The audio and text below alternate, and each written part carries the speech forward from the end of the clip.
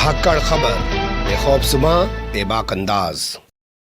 धाकड़ खबर के news room से मैं आपके साथ हूं अकरम रईस खान। प्रधानमंत्री नरेंद्र मोदी ने आज फिर से एक बार मन की बात की है। हालांकि मन की बात का जो प्रोग्राम है ये ऑल इंडिया रेडियो के लिए बनाया गया था, लेकिन भोपू मीडिया है वो भी इसको दिखाता है। देश के अंदर ये पहला ऐसा प्रोग्राम होगा जो बना रेडियो के लिए और जिसे भोपू मीडिया भी दिखाता है। वो सोचेगा आपके क्यों दिखाता है, क्यों ब्रांडिंग में लगा हुआ है, क्या उसे नहीं सोचना चाहिए कि रेडियो के बने हुए प्रोग्राम को वो टीवी वाला क्यों दिखा रहा है। तो आज के मन की बात में उन्होंने बात की रमज़ान को लेकर, लेकिन रमज़ान को लेकर जितनी बार उन्होंने बात की उसमें एक वर्ड भी कहीं पर उन्होंने मुस्लिम नहीं बोला, मुसलमान नहीं बोला, यहाँ तक कि कम्युनिटी के लोगों का जिक्र किया। यानी कि जो धार्मिक गुरु हैं, जो नेता हैं, वो तमाम लोग अपील कर रहे हैं कि भारत के अंदर आजकल लॉकडाउन लागू है, सोशल डिस्टेंसिंग है, मस्जिद में नमाज़ पढ़ने नहीं जाना है। तो उनका भी अगर जिक्र किया तो वहाँ ये नहीं कहा कि मुस्लिम कम्युनिटी से, कम्युनिटी के लोग। मैं चाहता हूँ आप एक एक शब्द को उनके ध्यान से सुने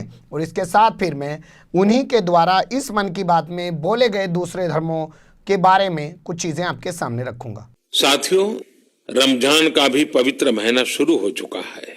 जब पिछली बार रमजान मनाया गया था तो किसी ने सोचा भी नहीं था कि इस बार रमजान में इतनी बड़ी मुसीबतों का भी सामना करना पड़ेगा। लेकिन अब जब पूरे विश्व में ये मुसीबत आ ही गई है तो हमारे सामने अवसर है इस रमजान को संयम, सद्भावना, संवेदनशीलता और सेवा भाव का प्रतीक बनाएं। इस बार हम पहले से ज्यादा इबादत करें ताकि ईद आने से पहले दुनिया कोरोना से मुक्त हो जाए और हम पहले की तरह उमंग और उत्साह के साथ ईद मनाएं।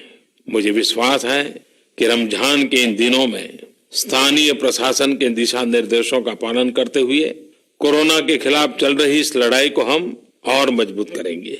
सड़कों पर, बाजारों में, मोहल्लों में फिजिकल डिस्टेंसिंग के नियमों का पालन अभी बहुत आवश्यक है। मैं आज उन सभी कम्युनिटी लीडर्स के प्रति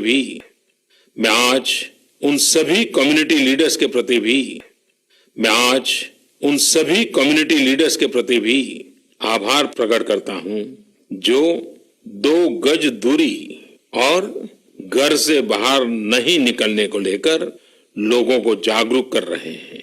वाकई कोरोना ने इस बार भारत समेत दुनिया भर में त्योहारों को मनाने का स्वरूप ही बदल दिया है, रंग रूप बदल दिए हैं। अभी पिछले दिनों ही हमारे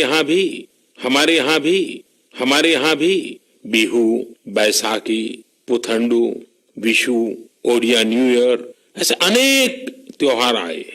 हमने देखा कि लोगों ने कैसे इन त्योहारों को घर में रहकर और बड़ी सादगी के साथ और समाज के प्रति शुभ चिंतन के साथ त्योहारों को मनाया। आमतौर पर वे इन त्योहारों को अपने दोस्तों और परिवारों के साथ पूरे उत्साह और उमंग के साथ मनाते थे, घर के बाहर निकलकर अपनी खुशी साझा करते थे।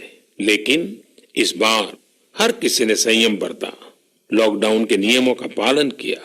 हमने देखा है कि इस बार हमारे ईसाई दोस्तों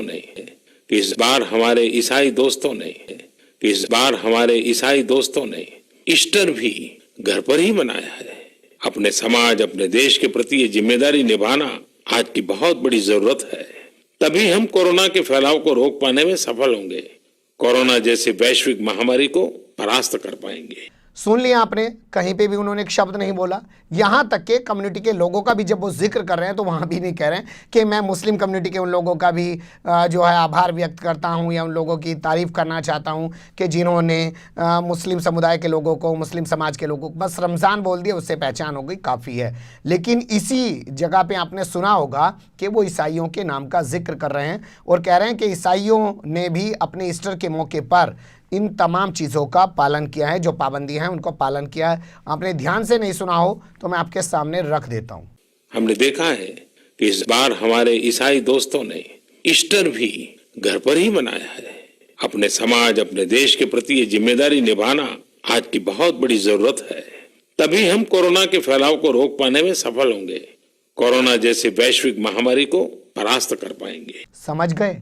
ये भी अल्पसंख्यक हैं, वो भी अल्पसंख्यक हैं, और सबसे बड़ी अल्पसंख्यक कम्युनिटी भारत के अंदर अगर कोई है तो मुसलमान हैं, लेकिन उसका नाम लेने से भी गुरेज लगता है। वैसे जब मंचों पे होते हैं तब ज़रूर कहते हैं कि मैं मुस्लिम बहनों को उनका अधिकार दिला के रहूँगा ट्रिपल तलाक वाले मामले में। इसके अलावा मुस्लिम शायद बोलते भी ऐतराज़ होता है। पिछली बार जब ये आए थे, जब इन्होंने दूसरी बार के लिए 14 अप्रैल को लॉकडाउन का ऐलान किया था दूसरे का, उस वक्त भी इन्होंने बहुत सारे त्योहारों का जिक्र किया था। उस वक्त भी मैंने कहा कि रमज़ान आने वाला है, इन्हें रमज़ान के बारे में बोलना चाहिए, इंतज़ार था, चलिए तब नहीं बोले, अब रमज़ान पे आज बोले हैं। आज दूसरा रमज़ान का दूसरा रोज़ा है। लेकिन मैं आपका ध्यान, अक्षय तृतीया है आज, तो अक्षय तृतीया के बारे में वो किस तरीके से बता रहे हैं, अक्षय तृतीया क्या है, अक्षय तृतीया के दिन की क्या महत्व है, अक्षय तृतीया का क्या इतिहास रहा है और धार्मिक मान्यताएँ क्या हैं, आप उनकी ज़बानी सुनिए। और रमज़ान पे जो उन्होंने बोला है उससे ज़रा कंपेयर कीजिए कि क्या इन्होंने रमज़ान का महत्व बताया, क्या इन्होंने रमज़ान का जो है ये बताया कि उसकी धार्मिक मान्यता क्या है और उसका इतिहास क्या रहा है, रमज़ान के रोज़े रखने का कुछ ऐसा जिक्र किया क्या? कंपेयर कीजिएगा, अभी सुनिए। मेरे प्यारे देशवासियों, ये सुखद संयोग ही है कि आज जब आपसे मैं मन की बात कर रहा हूं तो अक्षय तृतीया का पवित्र पर्व भी है। साथियों, क्षय का अर्थ होता है विनाश, लेकिन जो कभी नष्ट नहीं हो, जो कभी समाप्त नहीं हो, वो अक्षय है। अपने घरों में हम सब इस पर्व को हर साल मनाते हैं, लेकिन इस साल हमारे लिए इसका विशेष महत्व है। आज के कठिन समय में यह एक ऐसा दिन है जो हमें याद दिलाता है कि हमारी आत्मा, हमारी भावना अक्षय है। यह दिन हमें याद दिलाता है कि चाहे कितनी भी कठिनाइयां रास्ता रोके, चाहे कितनी भी आपदाएं आए, चाहे कितनी भी बीमारियों का सामना करना पड़े, इनसे लड़ने और जूझने की मानवीय भावनाएं अक्षय है। माना जाता है कि यही वो दिन है जिस दिन भगवान श्री कृष्ण और भगवान सूर्यदेव के आशीर्वाद से पांडवों को अक्षय पात्र मिला था। अक्षय पात्र यानी एक ऐसा बर्तन जिसमें भोजन कभी समाप्त नहीं होता है। हमारे अन्नदाता किसान हर परिस्थिति में देश के लिए, हम सब के लिए इसी भावना से परिश्रम करते हैं। इन्हीं के परिश्रम से आज हम सब के लिए, गरीबों के लिए देश के पास अक्षय अन्न भंडार है। इस अक्षय तृतीया पर हमें अपने पर्यावरण, जंगल, नदियां और पूरे इकोसिस्टम के संरक्षण के बारे में भी सोचना चाहिए, जो हमारे जीवन में महत्वपूर्ण भूमिका निभाते हैं। अगर हम अक्षय रहना चाहते हैं तो हमें पहले यह सुनिश्चित करना होगा कि हमारी धरती अक्षय रहे। क्या आप जानते हैं कि अक्षय तृतीया का यह पर्व दान की शक्ति यानी पावर ऑफ गिविंग का भी एक अवसर होता है।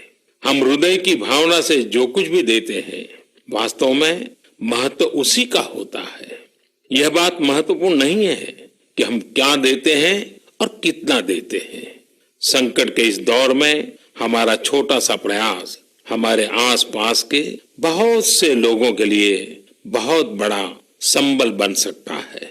कंपेयर करने के लिए तीसरी एक चीज अब आपके सामने और रख रहा हूं। अक्षय तृतीया का जिक्र आगे बढ़ाते हुए कहते हैं जैन परंपराओं में भी अक्षय तृतीया का बड़ा महत्व रहा है, यानी कि वहां भी जैन परंपरा यानी कि जैन समुदाय का नाम का जिक्र कर रहे हैं। ईसाई वाले ईस्टर में भी ईसाई का जिक्र कर रहे हैं, लेकिन रमजान में मुसलमान का जिक्र नहीं कर रहे हैं। अब आप सोचिएगा कि क्यों नहीं कर रहे हैं, लेकिन आप सुन लीजिए कि जैन परंपरा में अक्षय तृतीया की क्या महत्ता है, क्यों महत्ता, पूरा बता रहे हैं। साथियों, जैन परंपरा में भी यह बहुत पवित्र दिन है, क्योंकि पहले तीर्थंकर भगवान ऋषभ देव के जीवन का यह एक महत्वपूर्ण दिन रहा है। ऐसे में जैन समाज इसे एक पर्व के रूप में मनाता है और इसलिए ये समझना आसान है कि क्यों इस दिन को लोग किसी भी शुभ कार्य को प्रारंभ करना पसंद करते हैं।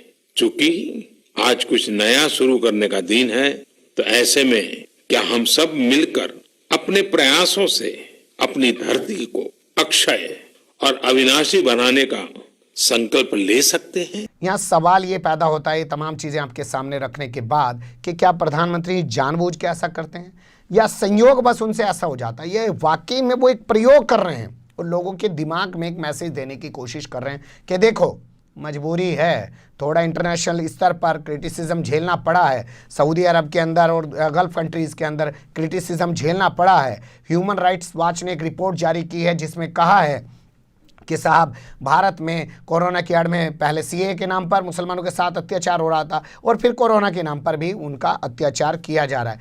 उसके दबाव में मैं बोल रहा हूँ, मैं तो इनका नाम भी अपनी ज़बान से नहीं बोलना चाहता हूँ।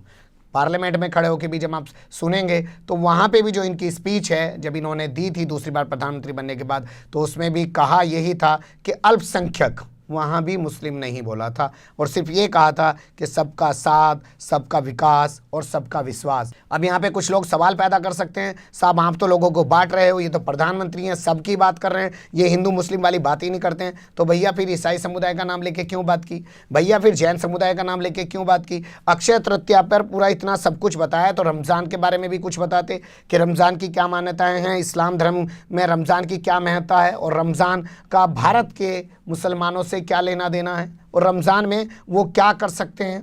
कुछ नहीं बताया। क्यों नहीं बताया? तो सवाल उठना लाजमी है और उस सवाल पर बात होनी चाहिए। अगर वो संयोगवश ऐसा कर गए हैं तो अगली बार वो सुधार करें और अगर वो प्रयोग कर रहे हैं तो उन्हें इससे दूरी बरतनी चाहिए, क्योंकि समाज को इस आधार पे अगर उनकी जैसी सीट पर बैठ के बांटने की कोशिश की जाएगी तो ये भारत के लिए तो अच्छी बात है नहीं। आप भी समझ सकते हैं, क्योंकि लोगों को मैसेज दूसरा जाता ही जाता है। ये संयोग है या प्रयोग है, इसका जवाब तो आना चाहिए। बने रहेगा धाकड़ खबर के साथ। फिलहाल कमेंट्स के रूप में आप लोग अपनी राय दे सकते हैं, खबर को लाइक कर सकते हैं, चैनल को सब्सक्राइब कर सकते हैं और ज़्यादा से ज़्यादा हमारी खबरों को शेयर कर सकते हैं। फिर ऐसे ही किसी सुलगते हुए या उलझते मुद्दे लेकर मैं आपके सामने हूँगा हाजिर। फिलहाल अभी मुझे नहीं इजाज़त।